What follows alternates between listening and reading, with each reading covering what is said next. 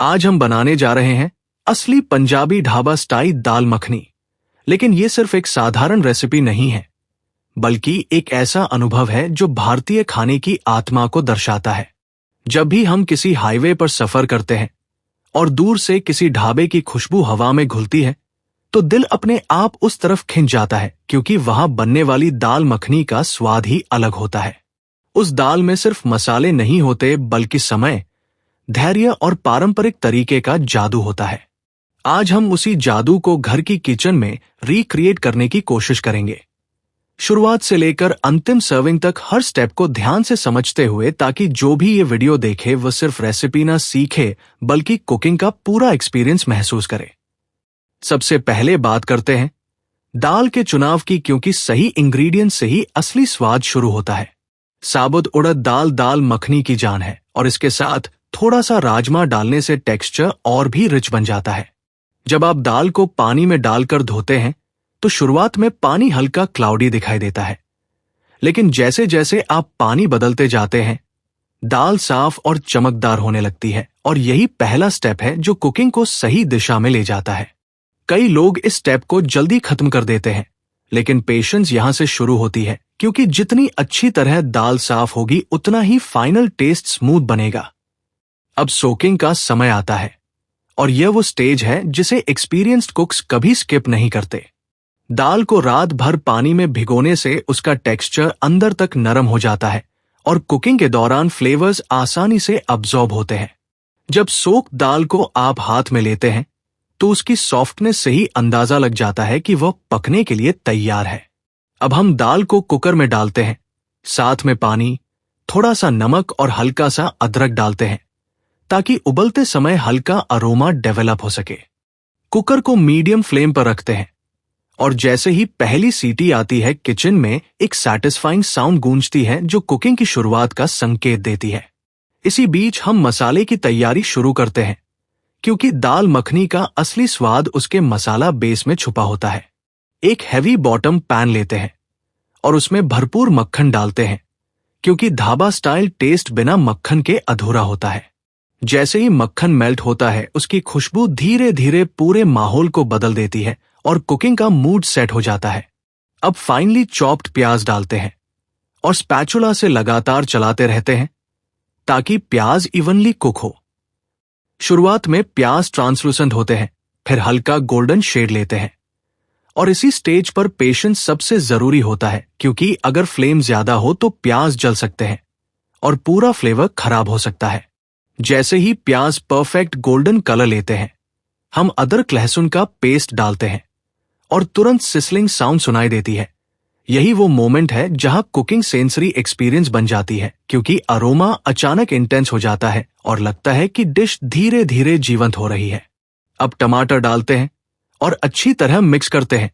शुरुआत में मिक्सचर थोड़ा वाटरी लगता है, लेकिन धीरे धीरे पकते पकते थिक होने लगता है और ऑयल अलग दिखने लगता है, जो संकेत है कि मसाला सही तरह कुक हो रहा है।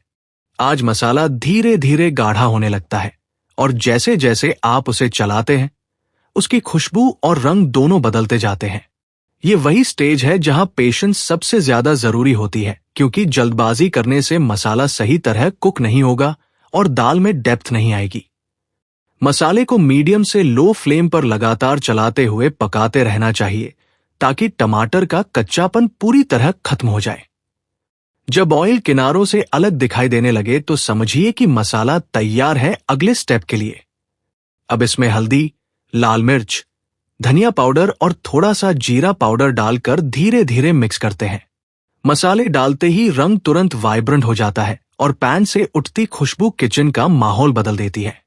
अब हम प्रेशर कुकर में उबली हुई दाल को मसाले में डालते हैं। इस मोमेंट पर टेक्सचर अचानक बदल जाता है, क्योंकि थिक मसाला और सॉफ्ट दाल मिलकर एक क्रीमी बेस बनाते हैं। स्पैचुला से लगातार मिक्स करते हुए ये ध्यान रखना जरूरी है कि मसाला नीचे ना लगे और दाल इवनली ब्लेंड हो जाए। जैसे जैसे आप मिक्स करते हैं, दाल का रंग धीरे धीरे डार्क और रिच होने लगता है, और यही असली ढाबा स्टाइल लुक है। अब थोड़ा पानी डालकर कंसिस्टेंसी एडजस्ट करते हैं, ताकि दाल सिमर करने के लिए परफेक्ट थिकनेस पर आ जाए। धीमी आंच पर सिमर करना दाल मखनी का सबसे महत्वपूर्ण स्टेप है, क्योंकि इसी दौरान फ्लेवर्स डेवलप होते हैं। स्लो सिमर करते समय छोटे छोटे बबल्स ऊपर आते हैं, जो बताते हैं कि कुकिंग सही तरीके से चल रही है।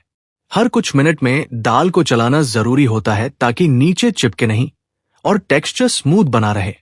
कई ढाबा शेफ्स इसी स्टेज पर दाल को घंटों तक पकाते हैं ताकि उसमें डीप स्मोकी फ्लेवर आ सके, और घर पर हम इसी इफेक्ट को पेशेंस से अचीव कर सकते हैं।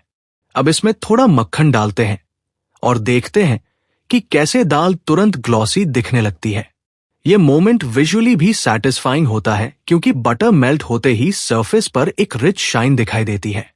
अब क्रीम डालते हैं और धीरे धीरे मिक्स करते हैं, जिससे दाल का टेक्सचर सिल्की और लक्सूरियस हो जाता है।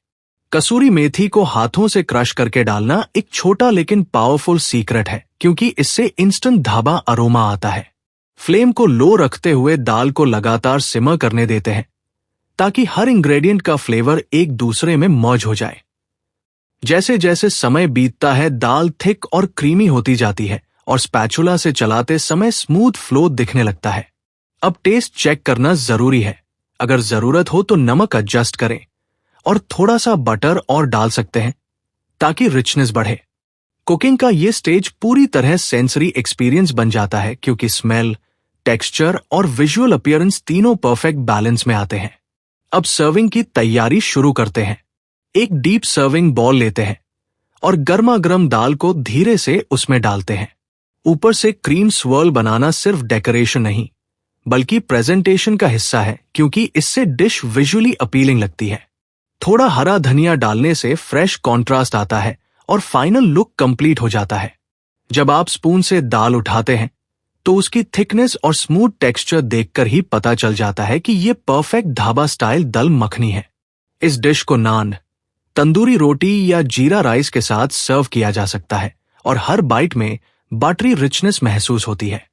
कुकिंग सिर्फ खाना बनाना नहीं, बल्कि एक कला है जहां पेशेंस और डिटेल सबसे बड़ा रोल निभाते हैं।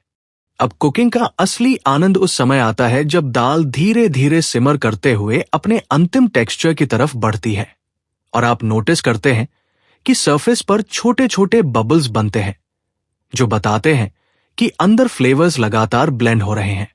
स्पैचुला से धीरे धीरे चलाते हुए आपको महसूस होगा कि दाल पहले से ज्यादा थिक और क्रीमी हो रही है, और यही वो स्टेज है जहां फ्लेम कंट्रोल सबसे ज्यादा जरूरी होता है, क्योंकि ज्यादा तेज आंच दाल को जल्दी गाढ़ा तो कर सकती है, लेकिन उसमें वो स्मूथनेस नहीं आएगी जो ढाबा स्टाइल दल मखनी की पहचान होती है।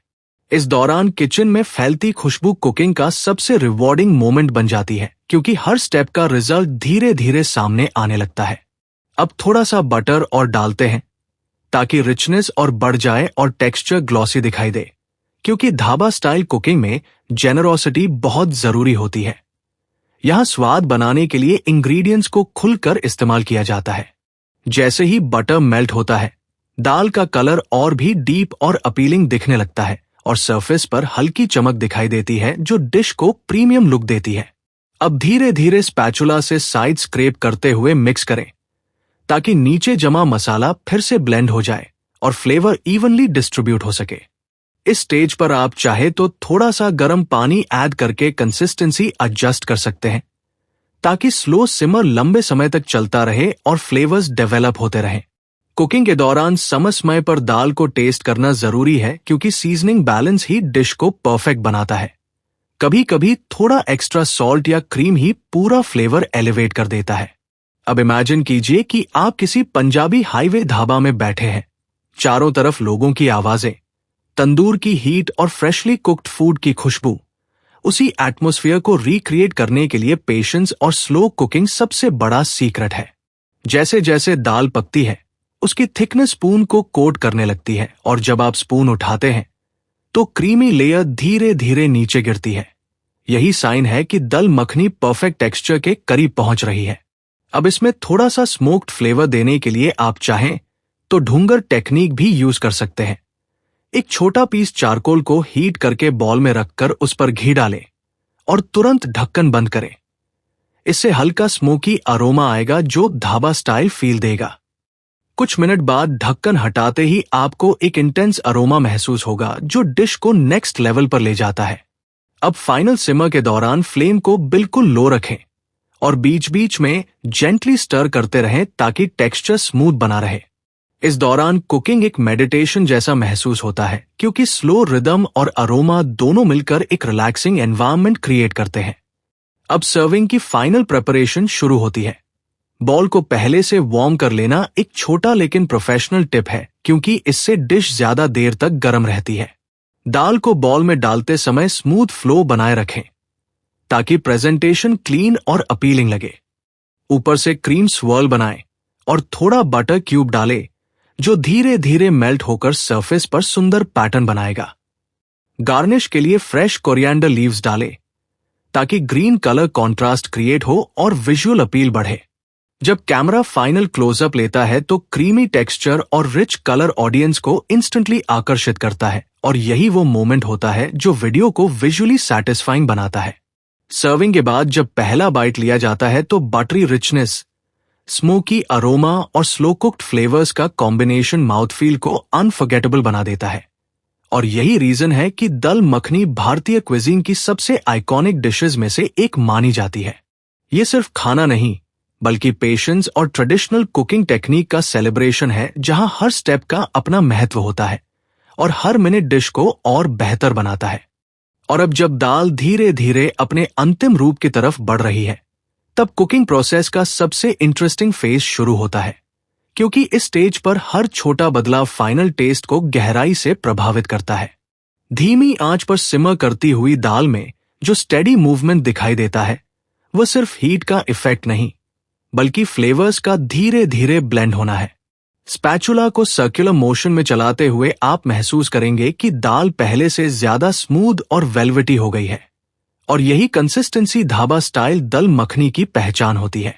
कई प्रोफेशनल कुक्स इस समय फ्लेम को थोड़ा कम करके लंबे समय तक दाल को पकाते हैं ताकि नेचुरल स्टार्च रिलीज होकर टेक्सचर को क्रीमी बना सके। किचन में फैलती बटरी खुशबू एक अलग ही माहौल बना देती है और ये वही मोमेंट होता है जहां कुकिंग सिर्फ एक प्रोसेस नहीं बल्कि एक एक्सपीरियंस बन जाती है। अब थोड़ा सा मक्खन और डालते हैं क्योंकि ढाबा स्टाइल कुकिंग में रिचनेस से कॉम्प्रोमाइज नहीं किया जाता और जैसे ही बटर सरफेस पर मेल्ट होता है दाल का colour deep brownish creamy shade लेने लगता है जो विजुअली बहुत अपीलिंग लगता है। अब हल्का सा क्रीम डालकर जेंटल स्टर करें ताकि सरफेस पर सिल्की टेक्सचर डेवलप हो और हर स्पूनफुल में स्मूथनेस महसूस हो। इस दौरान फ्लेम को लो रखना जरूरी है ताकि क्रीम कर्डल ना हो और डिश परफेक्टली इमल्सिफाइड रहे। अब अगर आप ध्यान से देखें तो दाल की थिकनेस धीरे धीरे बढ़ रही होती है और स्पून उठाने पर वो धीरे धीरे गिरती है जो परफेक्ट कंसिस्टेंसी का संकेत है। कई ढाबा शेफ्स इस स्टेज पर थोड़ा सा गरम मसाला ऐड करते हैं ताकि फाइनल अरोमा एनहांस हो जाए, लेकिन ध्यान रखें कि क्वांटिटी कम हो ताकि ओरिजिनल फ्लेवर ओवरपावर ना हो। कुकिंग का ये फेस पेशेंस टेस्ट करता है क्योंकि जल्दी करने से टेक्सचर थिक तो हो जाएगा लेकिन उसमें वो डेप्थ नहीं आएगी जो स्लो कुकिंग से मिलती है। अब इमेजिन करें कि कैमरा धीरे धीरे क्लोजअप ले रहा है और बबलिंग सरफेस दिख रही है, स्टीम उठ रही है और क्रीमी टेक्सचर लाइट में शाइन कर रहा है। यही वो विजुअल है जो ऑडियंस को वीडियो से इमोशनली कनेक्ट करता है। कुकिंग के दौरान स्पून की gentle tapping sound, simmering bubbles और क्रीमी मूवमेंट मिलकर एक रिलैक्सिंग रिदम बनाते हैं जो व्यूअर्स को एंगेज्ड रखता है। अब फाइनल टेस्ट चेक करें, सॉल्ट बैलेंस करें और अगर जरूरत लगे तो थोड़ा वार्म वाटर डालकर टेक्सचर एडजस्ट करें ताकि सर्विंग के समय परफेक्ट फ्लो मिले। जैसे जैसे फाइनल मिनट्स आते हैं दाल का अरोमा इंटेंस और कंफर्टिंग हो जाता है और यही वह स्टेज है जहां कुकिंग जर्नी कंप्लीट होने के करीब महसूस होती है। सर्विंग से पहले फ्लेम को बिल्कुल लो करें और दाल को कुछ मिनट रेस्ट करने दें ताकि फ्लेवर सेटल हो जाए। अब सर्विंग बॉल में दाल डालते समय स्मूथ पोरिंग मोशन रखें ताकि सरफेस इवनली स्प्रेड हो और प्रेजेंटेशन प्रोफेशनल लगे। ऊपर से क्रीम swirl बनाएं, थोड़ा बटर क्यूब रखें जो धीरे धीरे मेल्ट होकर ग्लॉसी फिनिश दे और गार्निश के लिए फ्रेश कोरिएंडर लीव्स डालें जो कलर कॉन्ट्रास्ट क्रिएट करें। जब camera final hero shot capture करता है तो क्रीमी टेक्सचर, रिच कलर और स्टीम मिलकर डिश को इरेजिस्टिबल बना देते हैं। अब इमेजिन करें कि आप पहला बाइट लेते हैं। बटरी रिचनेस टंग पर मेल्ट होती है, स्मोकी अंडरटोन धीरे धीरे महसूस होता है और स्लो कुक्ड फ्लेवर्स माउथ में लिंगर करते हैं। यही असली ढाबा स्टाइल दल मखनी का मैजिक है। ये सिर्फ खाना नहीं बल्कि समय, धैर्य और ट्रेडिशनल इंडियन कुकिंग टेक्निक का सेलिब्रेशन है, जहां हर स्टेप का अपना महत्व होता है और हर मिनट डिश को परफेक्शन के करीब ले जाता है। अगर आपको स्लो कुक्ड ऑथेंटिक रेसिपीज पसंद है तो नेक्स्ट वीडियो जरूर देखें।